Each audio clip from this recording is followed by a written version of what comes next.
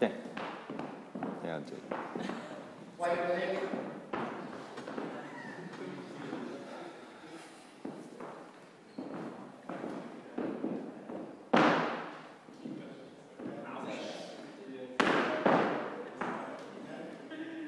Off you go.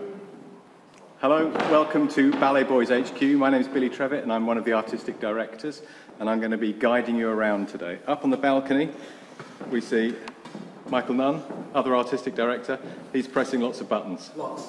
Doing really important stuff. But better than us, more important than us, we have a choreographer in the room, Mr. Craig Revel Horwood. Hello, darlings. Welcome to this gorgeous broadcast to the entire nation. Yes. All of you out there. No, we're loving it. I'm Craig Revel Horwood. Of course, my fame, I suppose, is from Strictly Come Dancing. But during the day, I have a day job. Some are surprised to know that I am a director choreographer. And I'm presently working on a BalletBoyz piece, which will open at Sadler's Wells, of course, in October, and then it will go on tour. So we're creating this wonderful piece together, and I have based it on my life story, darling. Yes? Of course. Who do you think you are? Of course. I recently found out I was a terrible convict, and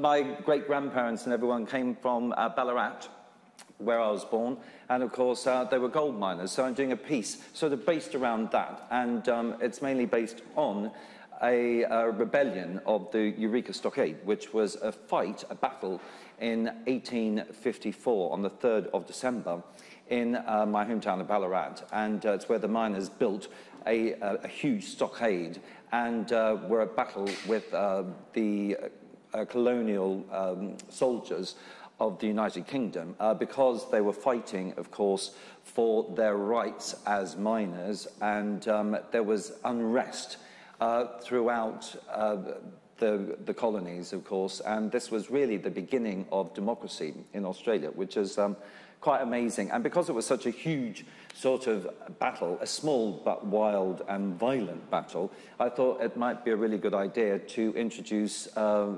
BalletBoyz to that and try and tell a bit of that story. And in that, of course, my second-time great-grandfather, great-great-grandfather, was a clog dancer, a champion clog dancer of 1871, which I was surprised and alarmed to find out. So I've decided to get myself a pair of clogs, darling. Pair of clogs, and we had the clogs made for all the BalletBoyz to try and do stuff in, and here they are.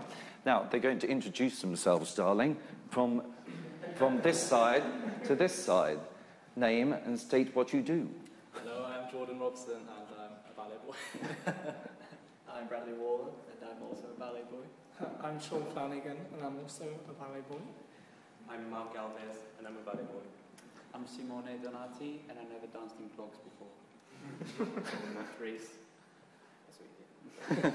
I'm Flavia Nesmieux, and I'm a ballet boy. I'm Ed.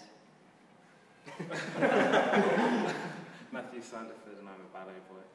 I'm Harry Price, and I'm a dancer. Fantastic. And we're going to be doing a little bit of clogging, and we're going to begin actually not in the clogging section, but where we build this sort of barricade. So I would like to start with that, if I may, gentlemen, because I need to fix this. So what I'd like to do is start on this side a little bit earlier, so you get to finish yours and actually get into arabesque, which would be lovely. So, so after you've done 7 counts, and then you've done your hit on 1, go immediately into it, and let's just see where we go from there. Because I would love it to complete the line, so we build, you know, this barricade up. A fence, you know, holding back soldiers is what you should be thinking. And this is this move really is about coming together as a unit. You know, it's sort of like a handshake, if you like, of agreement. So, let's begin with the music. Thank you. Oh, this is the wonderful Charlotte, who, of course, makes all my work look better. Thank you, darling. And she's in charge of this wonderful Apple Mac computer. if you want to send me an Apple Mac. If Apple's watching, darling, that'd be lovely. Thank you. Just get on with the work. Okay, Right. yes. Okay, standing by. You know, after the 7, there's a 10 count before it goes into 8s. Yeah. After the first 7, there's a 10 count before it goes into 8s. Can we start again? Thanks. Welcome.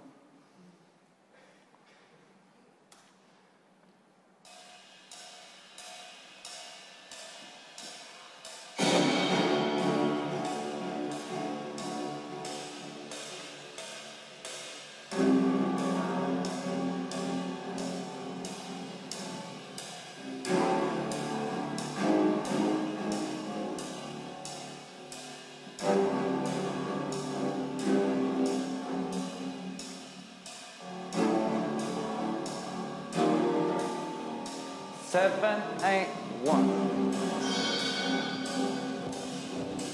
Okay, good. Let's go back. I think we're just a little quick, but I quite like the stillness of that line. But you've got plenty of time, haven't you, actually, there, Ed, now? Yeah. Thank you. So take it a little slower down the line, so you're not there forever. No, Bess.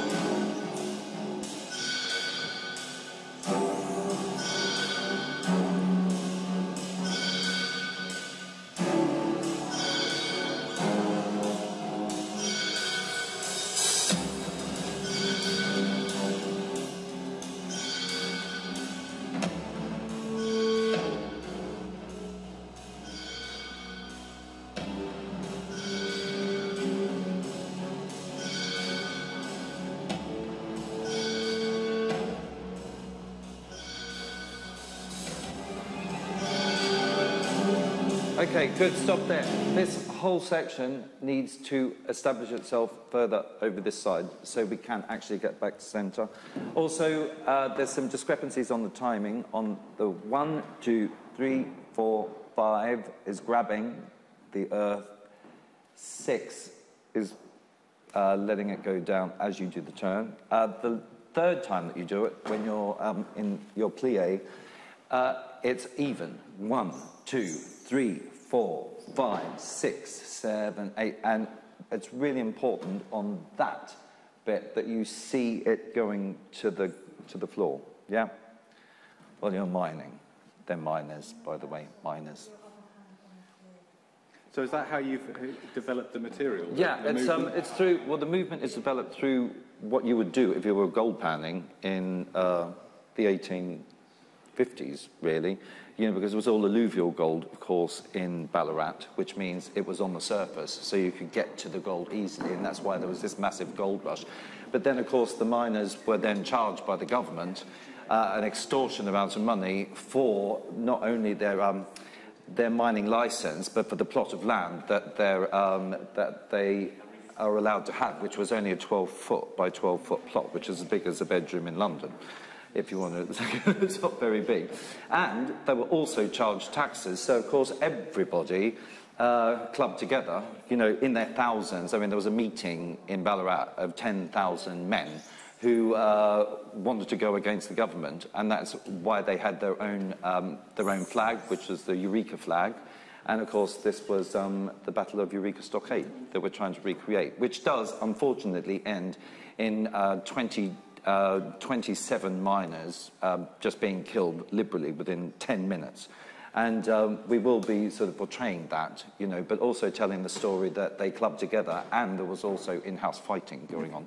So that works well with our company, an idea of working together, Teamwork, absolutely, yeah. And that's why we've devised sort of a line that they're always getting back to, which we're suggesting is a mining line or where the gold sits. So throughout the entire piece, they're always wanting to get back to the gold extraction. That's the whole point to it. That's why it's always coming back to lines, and then it fractures every now and again into interesting things, and especially clogging, which will be quite interesting when we get to that little bit, darling. Because I've only had the shoes on for 2 weeks myself. But I sort of like the idea of that. I do like a challenge, and I'm not afraid of trying something new. So I think that's, you know, pretty cool. Okay, so let's just do it with counts. So this is the first one, where you first come down. Okay, yeah. So who sets this up? All of you, don't you? Yeah, so just make sure that you get to these positions so Ed's not dancing with the wall. Okay, 5, 6, 7, and 1, 2, 3, 4, 5, 6, 7, 8, 1, 2, 3, 4, 5, 6, 7, 8, 1, 2, 3. Okay, these ones are even. Which way are you going first? Thank you. 5, 6, 7, and 1, 2, 3, 4, 5, 6, 7, 8. 1, 2, 3, 4, 5, 6, 7, 8. 1, 2, 3. Accent 4, 5, 6, 7, 8. 1, 2, 3, 4, 5, 6, 7, 8. 1, 2, 3, 4, 5, 6, 7, 8. 1, 2, 3, 4, 5, 6, 7, 8. Okay, really make sure you see something in the distance. And it needs to be something alarming.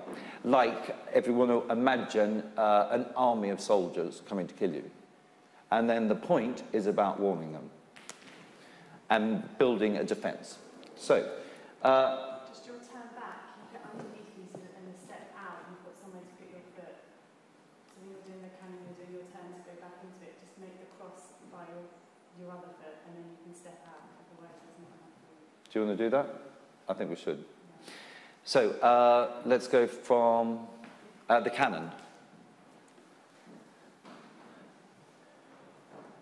Yeah, the reverse cannon. Yeah, that's it. 5, 6, 7, and 1, 2, 3, 4, 5, 6, 7, 8. 1, 2, 3, 4, 5, 6, 7, 8. 1, 2, 3, 4. Now that step gets you back to centre, so there should be a centre mark here. So you may have to go on a sharper diagonal or start over a little bit further. So when you see that thing, really step that out and warn. But don't let the energy fall backwards on yourself. The energy should always be through the pointing and warning. Don't sit back on it, proud. Sit down on it to warn. Okay, let's go from that look on 7. I'll give you 5, 6 into it.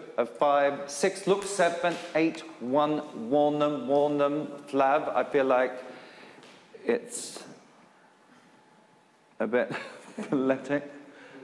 Really, like, lose your posture, is what I'm saying. Okay, same again. 5, 6, look, 7, 8, 1, 2, 3, 4, 5, 6, 7, 8. 1, 2, 3, 4, 5, 6, 8. 1, 2, 3, 4, 5, 6. Hear the tings. 1, ting. Picture, picture, turn, and 1. Picture, picture, picture, turn, and 1. Picture, picture, picture, and 1, 2, 3, 4, 5, 6, 7, 8. 1, 2, 3, 4, all lift 5. And can this be a higher lift? So really see some dynamic on it, please. So going back, just going into the lift, the 8 that gets you into it. 5, 6, 7, 8. 1, 2, 3, 4, lift. 6, 7, 8. 1, 2, 3, 4, 5, 6, 7, 8. 1, 2, 3, 4, 5, 6, 7, 8. 1, 2, 3, 4, 5, 6, 7, 8. Really plank it out, Simone. Try and get as flat as you can with that before you come up. Okay? Good. Let's run that from the top, please, with music.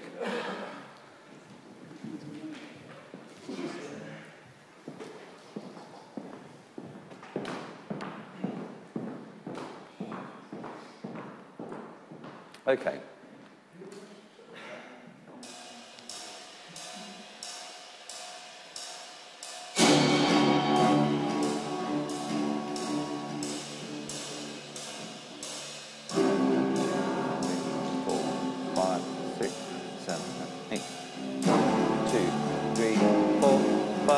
Six, seven, eight.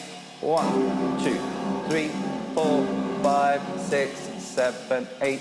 1, 2, 3, 4, 5, 6. Release 7, 8. 1, 2, 3, 4, 5, 6, 7, 8.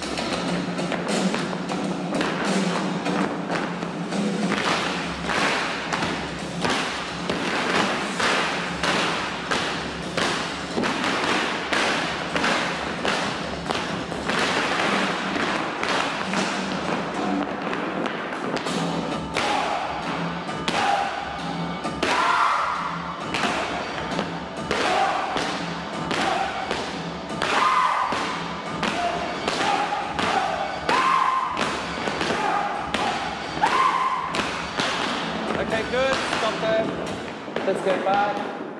Well done, gentlemen. The timing's getting better, isn't it? I don't think you need the claps. You know those 2 claps I gave you? Let's have a look at that.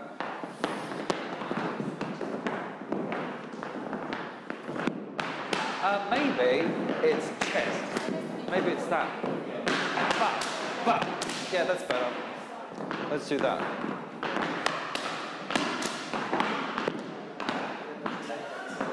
That'd be nice, yeah. Ba, ba, ba, ba, ah, ah, da, ba, ah, ah. Ba, ah. Yeah, I think you just need ba, ah to end there. Don't try and do the and. Yeah, just so it's really strong last thing. Great. Thank you.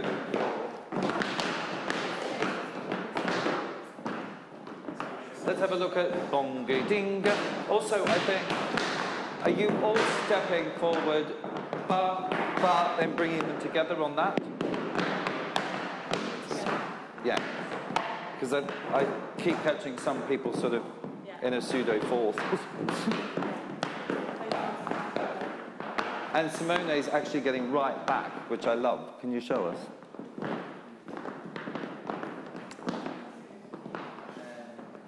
Ba, ba, ba. So I love that. I love that.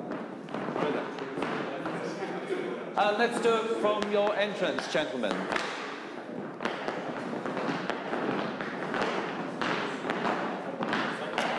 I'm just going to do it, I'll do it to counts.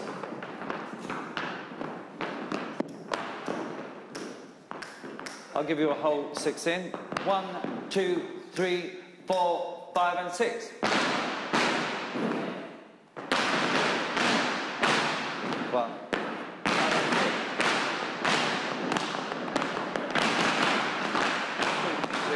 4, and 1, 2, 3, 4, 5, 6, 7, 8. Okay, good. Let's start that again with the vocals as well. Also, I notice your vocals die out when you go into the fast one, because I should be able to hear a difference in your vocal reactions. 5, 6, 7, and 1, 2, 3, 4, 5, 6, 7, 8. 1,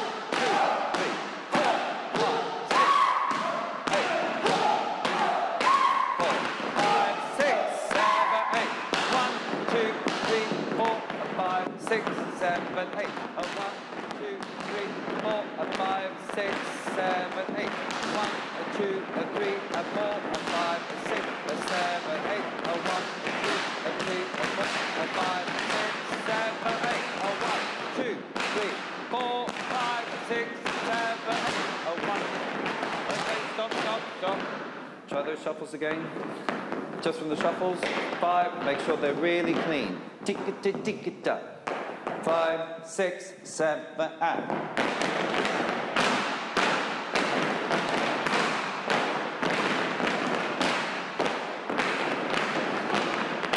Okay, gentlemen, your shuffles get really sloppy when you've got to move. You need to keep them light. You need to keep them light when you're travelling. Keep them really light.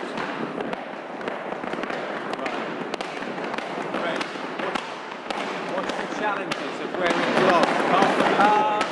The challenges I find is that you can't go through releve because they're just solid wood. So all you can do is really rock on them like that. Unlike tap shoes where you have some sort of arch, you can actually go up onto releve. It makes it difficult. Well, shuffling is always difficult anyway for beginners in that way.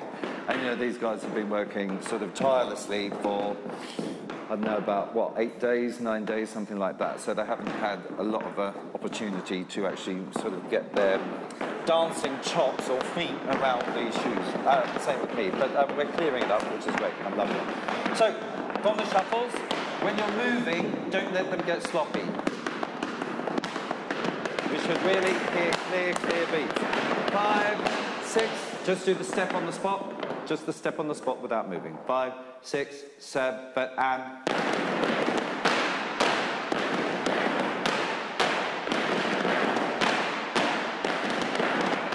Okay.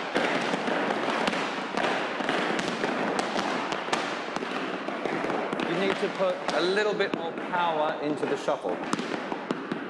So it's really not. It's starting to sound. It's just starting to sound sloppy. Like a dead shuffle. The difference between,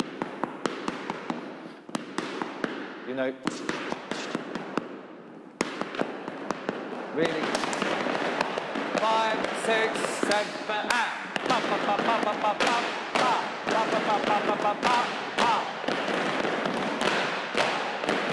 Good. Okay, let's move it this time and try and keep the feet motoring, even though you're changing positions. This is going into the groups of 5, 6, 7, and up, up, up, up, up, up, up, up, up, up, up, up.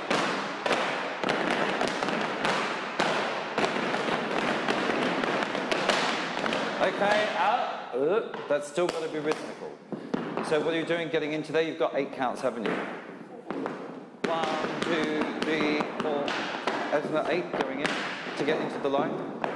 4. Okay, let's have a look. Make sure we keep that motoring. 5, 5. Just going into the line. So you've just finished your boom.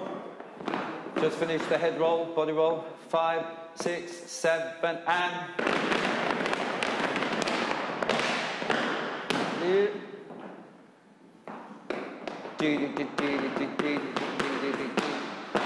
what are you doing? Okay, let's hear that. It's still sounding messy. 5, 6, 5, 6, 7, and.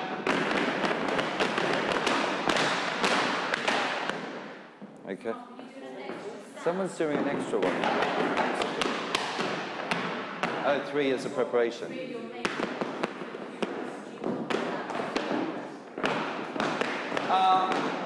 No, I think it should be a prep. If we're all going to prep, we all should prep. 1, 2, 3, 4. It's on 5 and 8. 1, 2, 3, 5 and 6 under 7. Okay, let's try that. 5, 6, 5, 6, 7, 8. 1.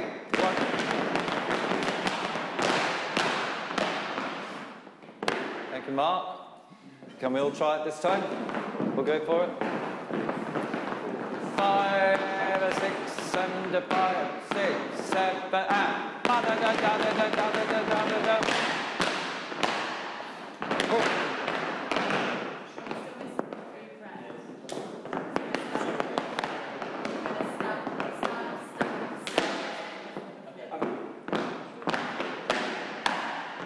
Try it again. 5, 6, 7, and.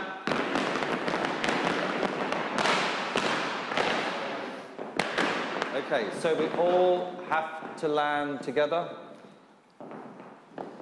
All have to land together. 5, 6, 5, 6, 7, 8. 5. Good. Shuffle, shuffle, shuffle. Okay, let's do it with music. Oh, bass slaps. Yeah, bass slaps. Let's do it from bass slaps. Thank you, Charlotte. She's on it, this Charlotte. She's completely on it. Tells me off all the time. I don't like it. Taskmaster.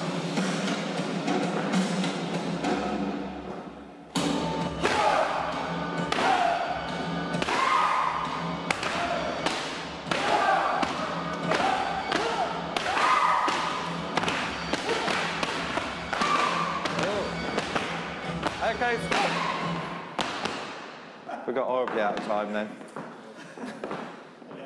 Let's just do it to count slowly. 5, 6. I don't know what went wrong, but that was like completely off.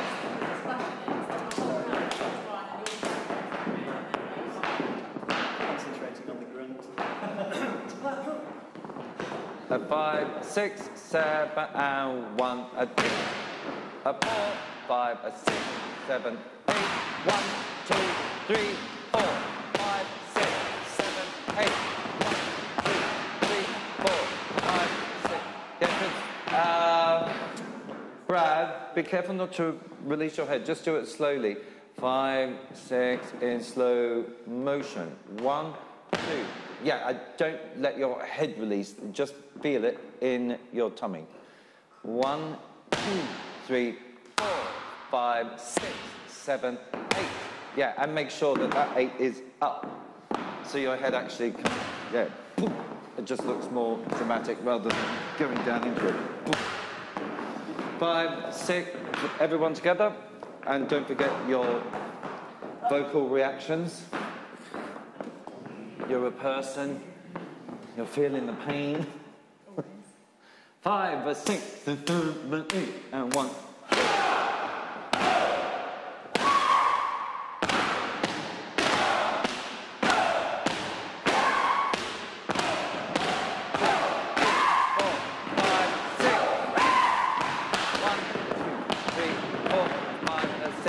7, 8. 1, 2, 3, 4, 5, 6, 7, 8. 1, 2, 3, 4, 5, 7, 8. 1,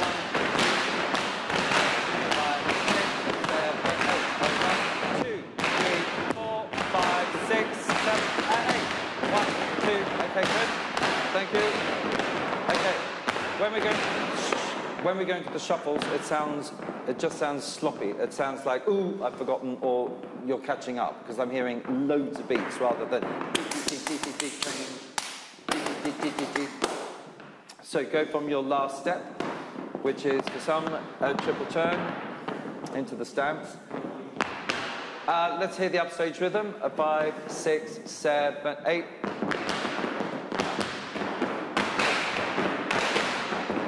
Okay, try it again. 5, 6, 7, upstage.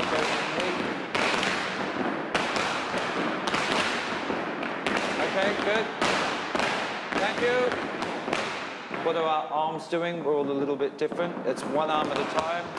Ba-dum, ba-dum, ba-dum. You go in here, holding in the elbow to head. I'm not. I'd do that. So hands touch. Boom, boom, and then it just comes down the neck. 5, upstage group, upstage diagonals. 5, make sure you're in a perfect diagonal and opposite one another. 5, 6, 7, 8.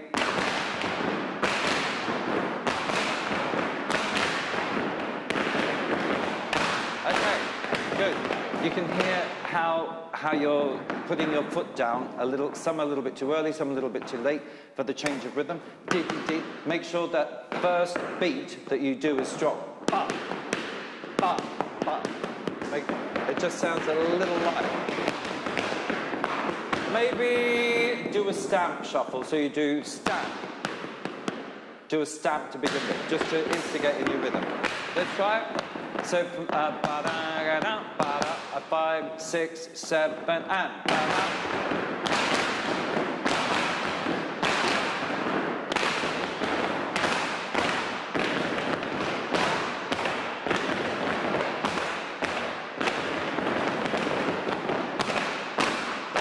you can hear how it gets out. You should sound like one person.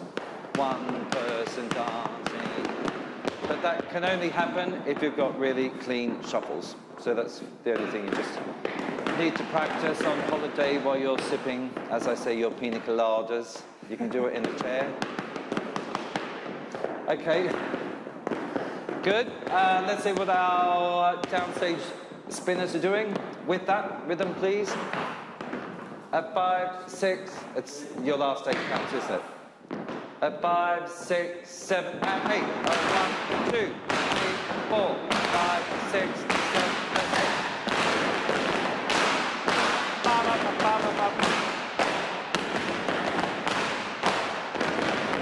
3, 4, 5, 6. Over.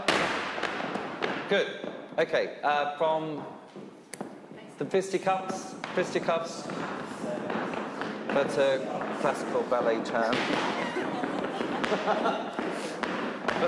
For those that don't know.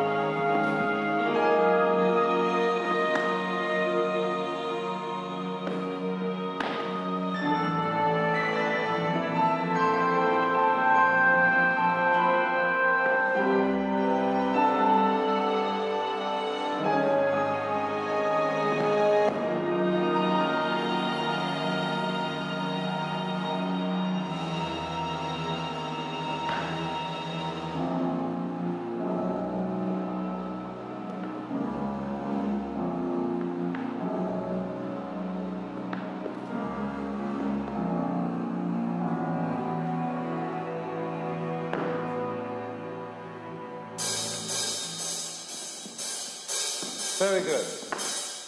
That was great. I think you can do an extra turn. You know how I go with that terrible thing.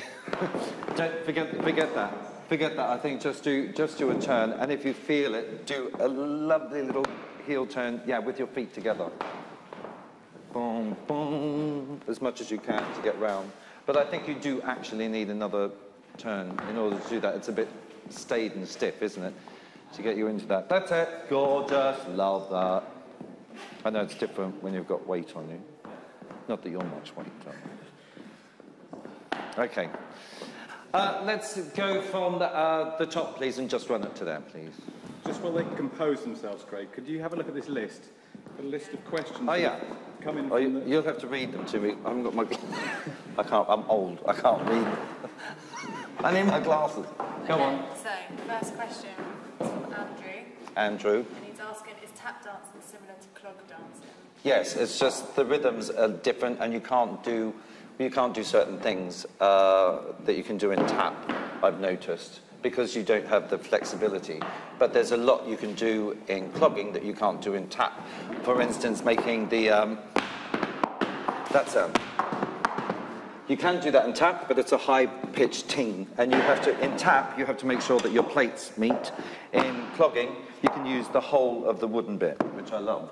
And the rhythms are totally different because tap, I guess, is just a bit more jazzy in a way, you know, and clogging is based on folk rhythm. So that's the only thing. But we're not sort of adhering here to any of those rules.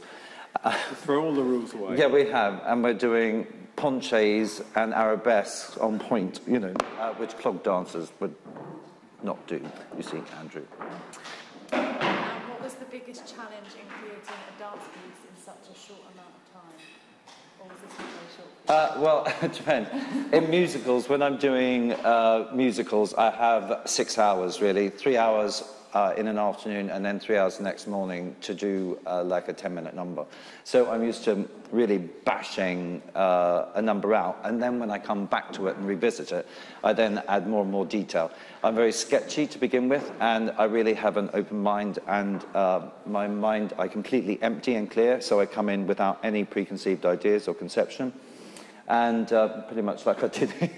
Although I had an idea that we were going to be using clogs, and I knew that I wanted to tell a story about the Eureka Stockade and miners, but I didn't, you know, with musicals, you have a story that you have to tell. When you're doing an individual piece like this, there needs to be a beginning, a middle, and an end, and at least be some coherent sort of storyline as well. And leaving a lot to the imagination, I like to do that, so people think when they come to the theatre and see ballets, you know, and that's the point of new work and art, really. Musicals push me into commercial corners where I've got to go, you know, and I don't often like to do that. And especially with the BalletBoyz, you get a more creative sort of free rein. I don't have to worry so much about making the millions of pounds work for the producer in that way. So it's really nice atmosphere, and everyone here is completely dedicated to dance, and I love that, and I find that an inspiration. Good answer. Thank you. We need funding, darling, funding. It's not wrong. Joanne from Leeds is asking, if you hadn't become a dancer or choreographer, what job do you think you would have done? I would have probably been, I started as a hairdresser, but I didn't really like that much. It was okay for a time, but probably a chef. I love food a lot, And I did MasterChef in 2007, absolutely loved that. However, I was a nervous wreck. That's because I was put in a professional sort of place that I didn't really know much about, but I absolutely love cooking. And I find that is my favourite sort of pastime, really, and because I'm very much attracted to food, carbs, as you can see, all the things, all the naughty things. But I just love cooking, and that's, I probably would have started in a kitchen, I would imagine, in another life, and then moved to a managerial job, and then, you know, owner, like, you know, of restaurants worldwide, I suppose, because It's not too late. No, I could bring out the clog dancing sort of sandwiches and things like that, couldn't I? So, restauranting. No, I would love that, because I think I love working with people, so the hospitality thing would suit me down to the ground if I didn't dance. But, of course, I followed my dream and my passion really as a kid. You know, I found that dancing was absolutely amazing because it got me out of terrible moments, you know, at home and stuff with my dad and family stuff, you know, and it was just brilliant, really, to be able to dance and feel free and sort of wanted, you know, and be good at something. That was the thing, and encouraged, you know, unlike when I was at school. You know, I flunked history, flunked maths, I was terrible. Geography, I had no idea where Africa was. It was awful. I now know, of course, I've travelled the world, you know, as a dancer, so I've been very lucky. Right. Ben from Wheeldon is asking, have you noticed a Strictly effect over the last 10 years in terms of participation in dance?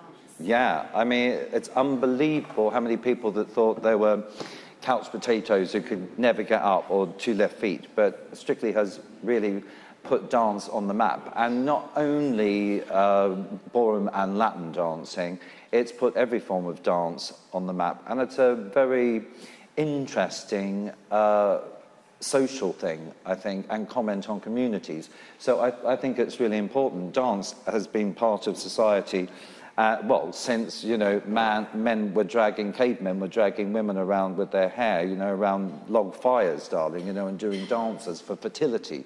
You know, in every culture there is dance, and I think that's just an emotional sort of physical thing that people do without having to communicate through language. It transcends any form of language. I mean, the beauty is you can dance and respond to people without knowing whether they're from China, Japan, Germany, Australia. You know, it doesn't really matter. It's a language that is where stories are told through the movement of the body, and I think that's brilliant. And it's a bigger expression than the chitty-chat, which I'm paid a lot of money for, of course. But all right, last question.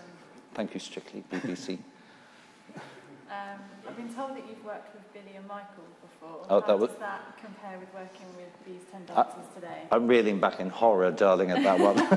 Yeah, we did a sort of a contemporary tango for two men, which I absolutely loved. Billy and Michael were absolutely amazing in it. Far too old to be in it, of course. But they got through it. It was like a 12-minute piece, which was really, really difficult, actually, because it involved Argentine tango, ballroom tango. It had a little mix of contemporary in it as well. And it also had a fight scene in it. I sort of attracted to that. Yeah, I loved that, where they belted one another. But it was that particular piece was a battle of two composers, and Billy represented one form of the music, and Michael represented the other side of the music that were clashing constantly throughout 10 minutes. And then the last 3 minutes of the piece, they came together and made something incredible. And that went down really well. If I remember rightly, it ended with the lift from Dirty Dancing. Oh, yeah, it did. A spinning one, though. Yeah. They did the Dirty Dancing lift, but spun. We loved it. So, Michael, do you want to have a go at that? Are you ready? Not right now. All right, okay. So, we're just going to do a little bit of a run through of that part, and then we're going to have to and say goodbye. Oh, no. Oh, no. Our audience are going... Oh, okay, good. One more question, quickly. Do you want another one? No. No? No, All let's right, get yeah, on I with it. will. I don't mind. We're done. I think we better Let's do the dance. Thank you for tuning in, everybody. We really appreciate it. And next time we do it, tell all your friends and get your tickets to Sadler's Wells. If you can't get to Sadler's Wells and you're somewhere up north, we'll come to you. Here they are, the BalletBoyz. From the top, please.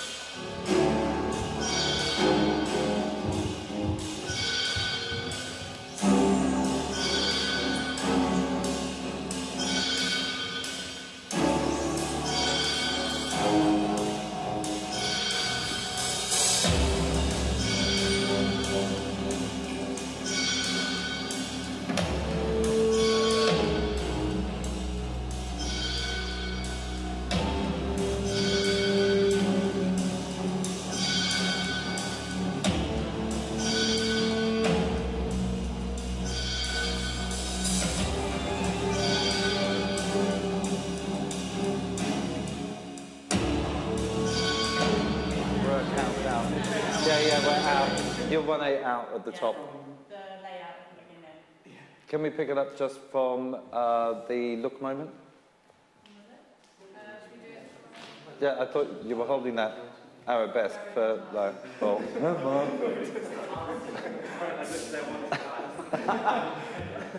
Someone went to go. I think it was Harry. Yeah, Harry went to go. Or shall we just do it from the beginning? Yeah, may as well, so we can establish what went wrong.